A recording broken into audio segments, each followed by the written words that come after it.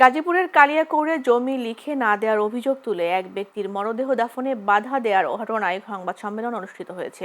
রোববার দুপুরে কোনাবাড়ী সাংবাদিক কার্যালয়ে সংবাদ সম্মেলন করেন নিহতের বাবা। লিখিত বক্তব্যে তিনি জানান, প্রায় 4 বছর আগে তার ছেলে সুজন মাহমুদ স্ত্রী ও 2 সন্তান নিয়ে কালিয়াকৈর উপজেলার মাঝুখান গ্রামে বসবাস শুরু করেন। 2.5 বছর আগে সুজন মাহমুদ ক্যান্সারে আক্রান্ত হলে তাকে দেশের বিভিন্ন হাসপাতালে ভর্তি করা হয়। চিকিৎসাধীন অবস্থায় 3 এপ্রিল রাজধানীর মহাখালী ক্যান্সার হাসপাতালে তার মৃত্যু হয়। পরে তার মরদেহ গ্রামের বাড়ি উত্তর লস্করচালা এলাকায় নিয়ে যাওয়া হলে নিহতের স্ত্রী ও তার স্বজনরা জমি লিখে না দেওয়া পর্যন্ত দাফন করতে বাধা দেয়। পরবর্তীতে সম্পত্তি লিখে দেওয়ার আশ্বাস দিলে মরদেহ দাফনের অনুমতি দেওয়া হয়।